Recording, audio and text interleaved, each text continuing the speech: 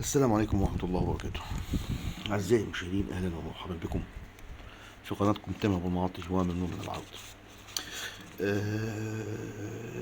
يا جماعة، اللي كان لي واسطة زمان وكان لي أو الكبير عايز ينجح ده ويسقط ده، عايز يرفع واحد وينزل التاني ويسقط التاني، عايز نظام ايه؟ كن فيكون. والله العظيم ثلاثة، كن فيكون.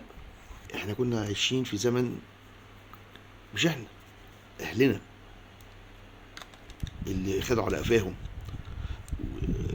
وعاشوا العيش الزفت اللي انا شايفها دي. يعني سوريا رمزي لما تعمل لها اكتر من 20 30 40 فيلم بالمنظر ده ويتشالوا، ويجي يقول لك الفنانه القديره الشمس البارودي اتعمل لها 20 30 40 فيلم ويطلع لها فيلم واحد بس اللي هو البوس 99 بوسه، يقول لك ده شمس البارودي، ده حمام الملاطين والفنانه القديره. صلاح السعداني في مش عارف في فيلم العملاق شالوا له كل افلامه وما عملوش الا فيلمين اتنين كده مع ناديه الجندي. وبعد كده قال الفنان القدير صلاح السعداني.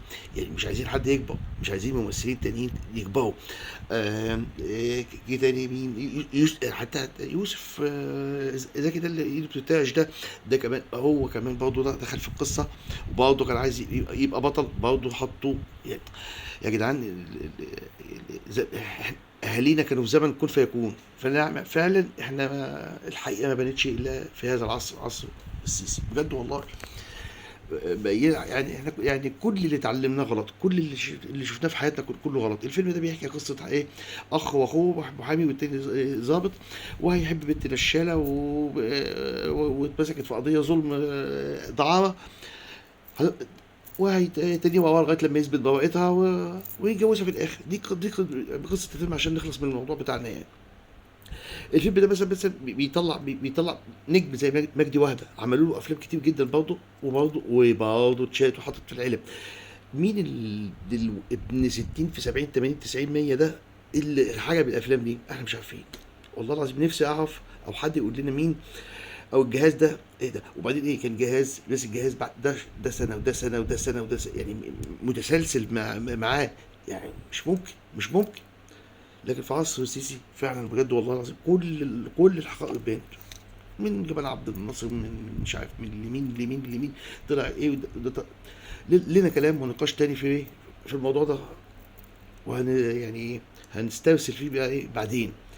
عشان يعني فعلا الصدمه قويه على جيلنا بجد والله. لو تركزوا كده، الصدمه قويه علينا جدا جدا جدا جدا. كل اللي اتعلمناه غلط، كل اللي اتعلمناه يا سيادنا، الجيل بتاعي واللي قبلي واللي بعد اللي قبلي واللي بعدي، كل اللي اتعلمناه غلط، سقونا غلط. والبركه في ايه؟ في اجدادنا اللي كانوا ماشيين زي البعير، والقائد او القائد بيديهم بالايه؟ بالكوباك، ماشي بالكوباك. هي كانت حالتهم كده. فرعون، احنا اللي كنا بايه؟ مين عمل لك فرعون؟ قال لك ما لقيتش حد ايه يقول لي لا.